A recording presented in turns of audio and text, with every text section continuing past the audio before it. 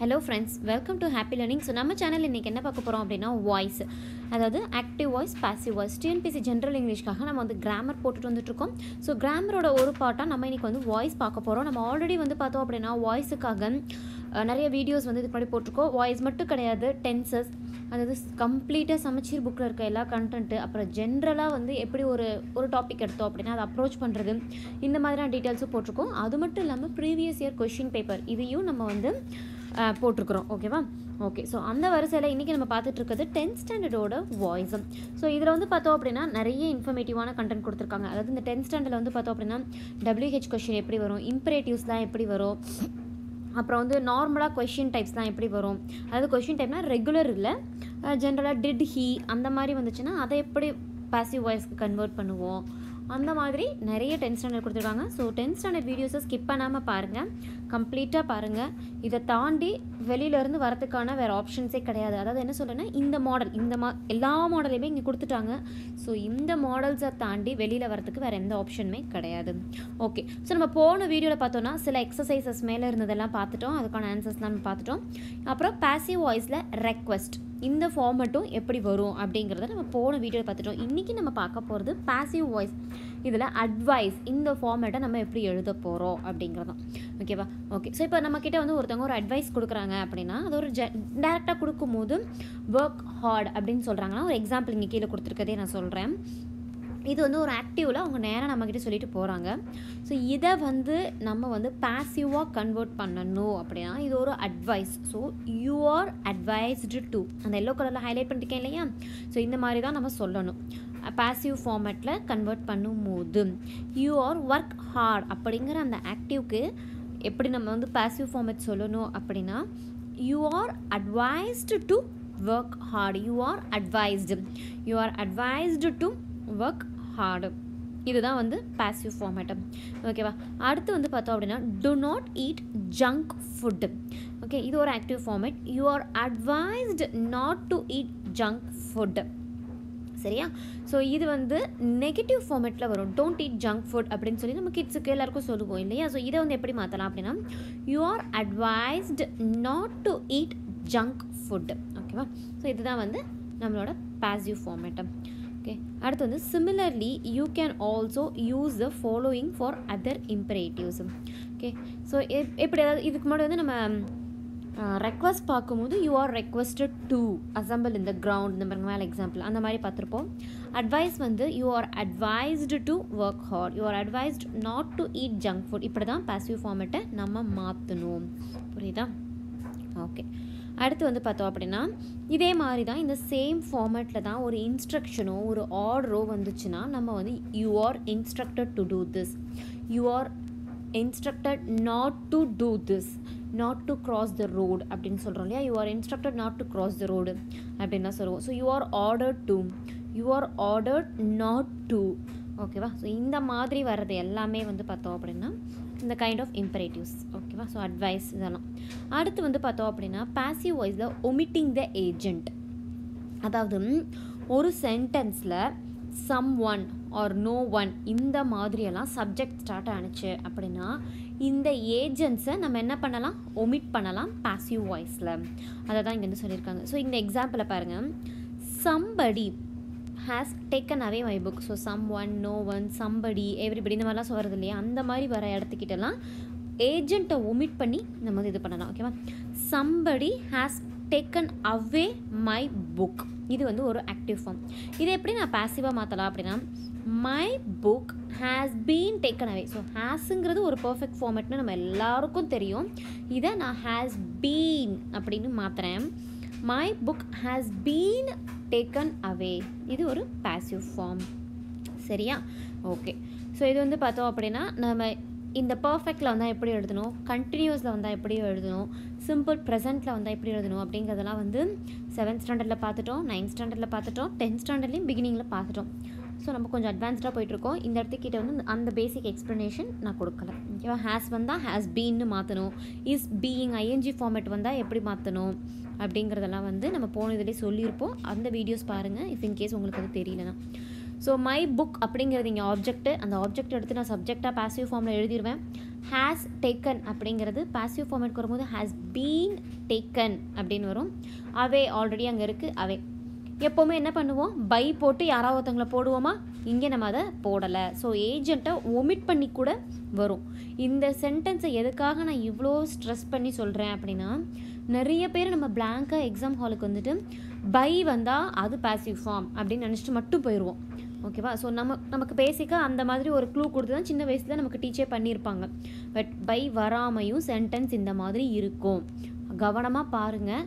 ஒரு 4 passive voice ஃபார்மேட்டை கொடுத்துட்டு இதில் எது இம்ப்ராப்பர்னு கேட்பாங்க. அந்த மாதிரி இம்ப்ராப்பரை இது இம்ப்ராப்பர்னு நம்ம போட்டுருவோம். ஆனால் ஒரிஜினலாகவே வேறு ஏதாவது அவங்க ஒன்று தப்பாக இருக்கும். ஓகேவா? இல்லை இதில் எது பாசிவ் ஃபார்ம் கிடையாதுன்னு சொல்லி எதையாவது ஒன்று கேட்பாங்க. அப்போ நம்ம இதெல்லாம் செலக்ட் பண்ணி போட்டுருவோம் ஆன்சர்னு. ஸோ இதெல்லாம் வந்து கவனமாக பார்க்கணும். அடுத்து வந்து பாருங்கள், no one has put the tickets. இது வந்து ஒரு ஆக்டிவ் ஃபார்ம். நோ ஒன் அப்படிங்கிறதே ஒரு negative form. So the tickets have not been put. ஓகேவா? ஸோ இதுக்கு வந்து நம்ம சம்படி நம்ம அதை பற்றி கண்டுக்கவே இல்லை, யாரோ ஒருத்தவங்கிட்டாங்க. இங்கே நோ ஒன், எவ்ரி ஒன், அப்படி எவ்ரிபடி, எவ்ரி ஒன் அந்த மாதிரி ஏதாவது கொடுத்துருந்தாங்கன்னா நம்ம எப்படி மேலே சென்டென்ஸ் அப்ரோச் பண்ணமோ அடுத்து அதே மாதிரி அப்ரோச் பண்ணிப்போம். ஆனால் இந்த 2வது எக்ஸாம்பிளில் நல்லா பாருங்கள், நோ ஒன், யாருமே இல்லைப்பா அப்படிங்கிற மாதிரி, யாருமே வாங்கலப்பா டிக்கெட்டை அப்படிங்கிற மாதிரி சொல்லிட்டாங்க. அப்போ இதை நம்ம பாசிவில் மாற்றும் போது த டிக்கெட்ஸ் அப்படின்னு ஆக்டிவில் ஆப்ஜெக்டாக இருந்ததை வந்து பாசிவில் சப்ஜெக்டாக கொண்டு வருவோம். த டிக்கெட்ஸ் ஏன் மேலே ஹேஸ் போட்டிருக்கோம், இங்கே ஹேவ் போட்டிருக்கோம். ஏன்னா மேலே நோ ஒன் அப்படிங்கிறது ஒருத்தங்களை சொல்கிறாங்க. ஸோ ஹேஸ்ன்னு போட்டோம். இங்கே டிக்கெட்ஸ் அப்படிங்கிறது ஒரு ப்ளூரல், மேலே வந்து ஒரு சிங்குலராக வந்துருச்சு.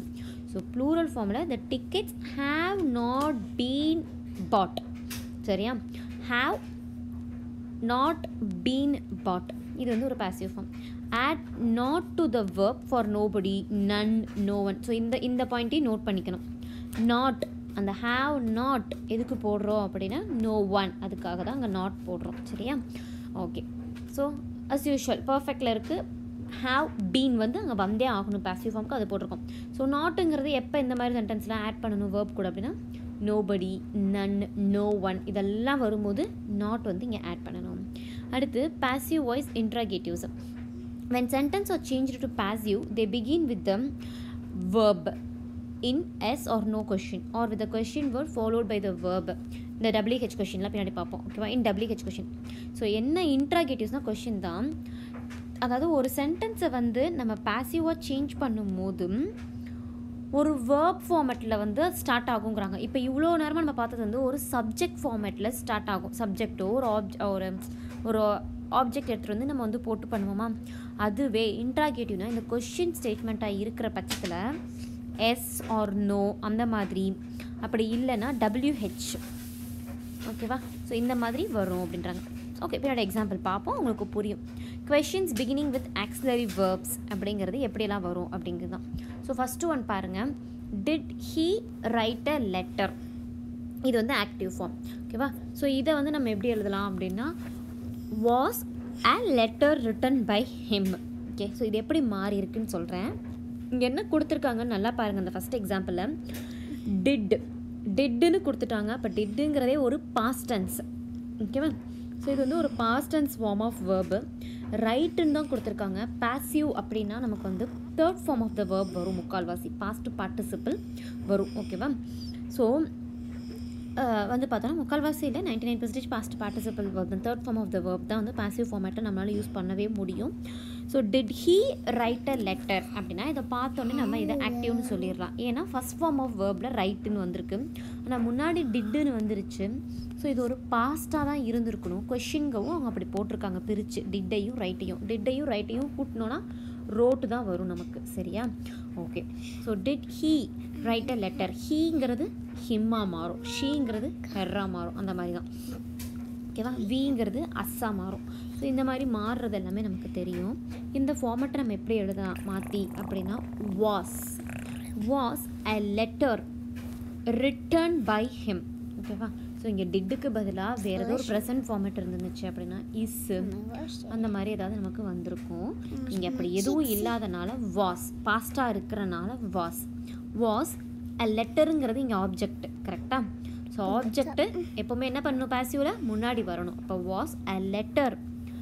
ஸோ பாசிவ் ஃபார்மேட்டில் third form of the verb வரும். Written, write, wrote, written. சரியா? ஸோ ரிட்டன் பை ஹிம், ஹீங்கிறது ஹிம்மா மாறி இருக்கு. ஓகே, அடுத்த எக்ஸாம்பிள் பாருங்கள். இஸ் ஹீ வாட்சிங் அஸ்? ஓகே, ஸோ அஸ் ஓகேவா.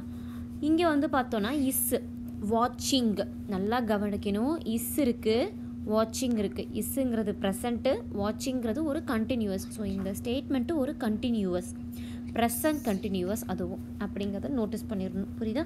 ஸோ ஓகே, ஸோ இதில் வந்து பார்த்தோன்னா வாட்சிங்குங்கிறது வேர்பு, அஸ்ஸுங்கிறது ஆப்ஜெக்டாக வந்திருக்கு, ஹீங்கிறது சப்ஜெக்டாக வந்திருக்கு. பாசிவ் ஃபார்முக்கு மாற்றுறோம். பாசிவ் ஃபார்மில் இதை எப்படி மாற்றுவோம்? அஸ்ஸுங்கிறது ஆட்டோமேட்டிக்காக என்னாகும்? முன்னாடி வரும், வீணு வருமா? வரட்டும். இங்கே இஸ்ஸுங்கிறது எப்படி வரணும்? இங்கே பாசிவ் ஃபார்மில் ஆர். ஏன் இங்கே ஆர் வருது? நம்ம இஸ்ஸையே நம்ம வந்து போட்டிருக்கலாமே அப்படின்னா, நல்லா கொஷினில் அப்சர்வ் பண்ணுங்கள். அங்கே வரும்போது இஸ்ஸுங்கிறது பக்கத்தில் ஹீ அப்படிங்கிற ஒருத்தனை வந்து குறிக்குது. ஓகேவா? இங்கே அஸ்ஸுங்கிறது வீன்னு ஒரு மல்டிபிள் மெம்பர்ஸை குறிக்குது, நிறைய பேர், நாங்கள் அப்படி சொல்கிறோம் இல்லையா? ஸோ அப்போ இங்கே என்ன வரணும்? ஆர் வி, ஆர் தான் முன்னாடி நமக்கு ஸ்டார்ட் ஆகணும் பாசிவ் ஃபார்மில். ஏன்னா இங்கே நான் வியை தான் சப்ஜெக்டாக போட போகிறேன், ஹீயோ ஷீயோ நான் சப்ஜெக்டாக போட மாட்டேன். So are we being watched by him, being அப்படிங்கிறது வாட்சிங் அப்படின்னு அந்த ஒரு கண்டினியூவஸ் ஃபார்மேட்டில் வரனால are we being watched by him அப்படின்னு ஒரு பாசிவ் ஃபார்மேட்டுக்கு இதை நம்ம மாற்றுறோம். ஸோ நமக்கு நல்லாவே தெரியும், ஒரு கண்டினியூவஸ் ஃபார்ம் வந்துச்சு அப்படின்னா பீயிங் அப்படின்னு வந்து third form of the verb போடுவோம் அப்படிங்கிறது. ஸோ அதே தான் இங்கே ஃபாலோ பண்ணிக்காங்க, வேறு எதுவும் புதுசாக இல்லை. புதுசாக இருக்கிறது அது ஸ்டார்ட் ஆகிறது அந்த கொஷின் ஃபார்மேட்டில் இருக்குது. ஸ்டார்ட் ஆகிறது பார்த்தோன்னா டைரக்ட் சப்ஜெக்ட் இல்லாமல் ஒரு பி ஃபார்ம் வேர்பு அந்த மாதிரி ஸ்டார்ட் ஆகுது. சரியா? ஓகே, அடுத்து வந்து பாருங்கள், questions beginning with WH words. So WH வேர்ட்ஸில் வந்து கொஷின் பிகின் ஆனிச்சுன்னா எப்படி வரும்? இதோட இந்த WH வேர்ட்ஸ் மட்டும் பார்த்துட்டு மீதி இருக்கிறத நம்ம அடுத்ததில் கண்டினியூ பண்ணிக்கலாம். 10th ஸ்டாண்டர்ட் கொஞ்சம் வாஸ்ட் தான், பட் நோ அதர் கோ. நம்ம இதை கூட படிக்காமல் எக்ஸாமுக்கு போக முடியாது. ஓகே, சரி, இப்போ பார்க்கலாம். First example, who will accept this? டேரெக்டாக கேட்குறாங்க, யார் இதை அக்செப்ட் பண்ணுவாங்க அப்படின்னு டேரெக்டாக வந்து கேட்டுட்டு போகிறாங்க. ஸோ இதை எப்படி நம்ம பாசிவ் ஃபார்மேட்டாக கன்வெர்ட் பண்ணலாம் அப்படின்னா, ஸோ இதையும் பிரிங்க. சப்ஜெக்ட் எது, வேர்ப் எது, ஆப்ஜெக்ட் எதுன்னு. வில் அக்செப்ட் அப்படிங்கிறது வேர்ப், இங்கே திஸ்ஸுங்கிறது ஆப்ஜெக்ட். சரியா? சப்ஜெக்ட்னு யாரையும் குடிக்கல, ஒரு கொஷினாக தான் அவங்க கேட்குறாங்க. ஸோ சப்ஜெக்ட் நம்ம எதையுமே இங்கே ப்ரெடிக்ட் பண்ண முடியல. So who will accept this அப்படின்னா, இந்த திஸ்ஸுங்கிறது தான் இங்கே என்ன தான் இருக்குது? ஆப்ஜெக்டாக ஆக்ட் பண்ணுது. ஓகே, ஸோ இப்போ எப்படி எழுதலாம் அப்படின்னா, ஹூ அப்படிங்கிறது இங்கே நமக்கு எப்படி மாறும்? By whom. அந்த ஹூ தான் சப்ஜெக்ட் அப்படி நம்ம கன்சிடர் பண்ணணும். அது கொஷினாகவே இருந்தாலும் அந்த ஹூவை நம்ம சப்ஜெக்டாக கன்சிடர் பண்ணி பை ஹூம் அப்படிங்கிற மாதிரி, அப்படி யாரால் இதை அக்செப்ட் பண்ணப்படுகிறது அப்படிங்கிறது தான் நம்மளோட பாசிவ் ஃபார்ம். கரெக்டாக? ஸோ அந்த ஹூ இங்கே பை ஹூம் அப்படின்னு மாறும். வில் வந்தாலே என்ன வரணும்? வில், மே, கேன் அதெல்லாம் வந்தாலே வில் பி அது ஆட் ஆகணும். ஸோ பை ஹூம் வில், இந்த திஸ் இங்கே இருக்கு இல்லையா, இந்த திஸ் இங்கே வருது, will this be accepted. So passive third form of the verb வரணும், by whom will this be accepted. சரியா? அடுத்து வந்து பார்த்தோம் அப்படின்னா, who has arranged this meeting. Okay, so again who திருப்பி எப்படி போடுவோம்? அதே தான், திஸ் மீட்டிங்கிறது இங்கே ஆப்ஜெக்டாக இருக்கும். பை ஹூம், யாரால். ஓகேவா? ஃபஸ்ட்டு கேட்கும் போது யார் இந்த மீட்டிங்லாம் அரேஞ்ச் பண்ணுவாங்க அப்படின்னு கேட்பாங்க. கரெக்டாக? அடுத்து இதே வந்து ஒரு பாசிவ் ஃபார்மில் கேட்குறாங்கன்னா, யாரால் இந்த மீட்டிங் வந்து அரேஞ்ச் பண்ணப்படுது அப்படின்னு கேட்பாங்க. கரெக்டாக? அதுதான் by whom. By whom has this meeting. Has perfect form வந்துச்சுன்னா என்ன வரணும்? ஹேஸ் பீன் வரணும். அப்போ has this meeting been arranged. So question டைப்புங்கவும் இப்படி ஸ்ப்ளிட் பண்ணி நம்ம ஆப்ஜெக்டை ஹேஸுக்கும் மெயின் வேர்பான அரேஞ்சுக்கும் நடுப்புற கொண்டாந்து திஸ் மீட்டிங் அப்படிங்கிறத எழுதுகிறோம்.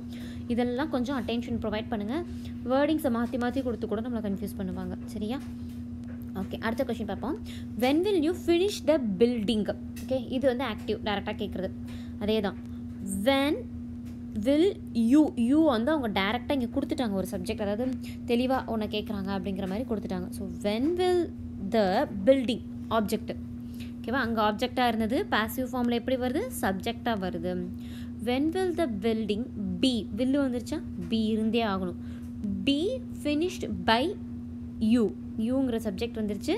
அதனால் இங்கே வந்து மாற்றி போட்டிருக்கிறோம். ஓகேவா, பை யூ போட்டிருக்கிறோம். ஓகேவா, so the agent by you is optional. நம்ம பை யூ அங்கே போட்டாலும் கரெக்டு, போடாமல் இருந்தாலும் கரெக்டு. இந்த மாதிரி சென்டென்ஸ் நிறைய இடத்துல வரும், பின்னாடி நான் காட்டுறேன். இந்த மாதிரி இந்த பை யூ போட்டும் சில இடத்துல கொடுப்பாங்க, போடாமையும் கொடுப்பாங்க. ஸோ இது ரெண்டுமே கரெக்டான ஒரு ஃபார்மேட்டம். Okay, how did they do this, இது வந்து ஒரு active. Okay, how was this done by them, passive. So இந்த ஃபார்மேட் எப்படி எழுதுறோன்னா, டிட் வந்திருக்கா. நான் ஃபஸ்ட்டு ஒரு எக்ஸாம்பிளில் சொன்னேன். இப்போ ஒரு 10 எக்ஸாம்பிளுக்கு முன்னாடி ஒரு எக்ஸாம்பிளில் நான் சொன்னேன், டிட் வந்திருக்கு, அதனால் இங்கே நம்ம வாஸ் போடுறோம். அதே தான் இங்கேயும். How was this done by them, இது வந்து ஒரு பாசிவ் ஃபார்ம். சரியா, திஸ்ஸுங்கிறது இந்த இடத்துக்கிட்ட ஆப்ஜெக்ட். ஸோ திஸ்ஸுங்கிறது நம்ம இங்கே நடுப்புற இங்கே கொண்டு வந்திருக்கோம். ஹவு வாஸ், டிட்டுக்கு பதிலாக was. This done by them, அதே தான் இங்கேயும் பை தெம் அப்படிங்கிறது. இங்கே தே தான் தெம்மாக மாறி இருக்குது. இது வந்து ஒரு ஆப்ஷனல், இருந்தாலும் சரி இல்லாட்டினாலும் சரி நம்ம ஃபர்தராக கண்டினியூ பண்ணலாம். சரியா, ஓகே. ஸோ இதெல்லாம் வந்து பார்த்தோன்னா நம்ம ஆல்ரெடி பார்த்ததுக்கான எக்ஸாம்பிள்ஸ் வந்து நம்ம புக்கில் கொடுத்துருக்காங்க. பட் ஸ்டில் நம்மளால் இதை நெக்லெக்ட் பண்ண முடியாது. இதுவும் இதோ அடுத்து இன்னும் கொஞ்சம் ஒரு எக்ஸாம்பிள் இருக்குது. இது ரெண்டையும் நம்ம அடுத்த வீடியோஸில் பார்த்துட்டோம்னா 10th ஸ்டாண்டர்ட் ஃபுல்லாக முடிச்சிடும். அப்புறம் 11th 12th மட்டும்தான். 11th 12th எனக்கு கொஞ்சம் டெப்த்தாகவே நல்லாவே கோராக கொடுத்துருப்பாங்க. நம்மளோட சமச்சீர் புக்கை தாண்டி நம்ம புதுசாக போய் இந்த டென்ஸுக்கோ வேர்புக்கோ எதுக்குமே சரி, கிராமர் பாட்டெலாம் அவ்வளோ அழகாக கொடுத்துருக்காங்க. ஸோ சமச்சீர் புக்கை தாண்டி நம்ம வெளியில் போகணும் அப்படிங்கிற எந்த நீடுமே கிடையாது.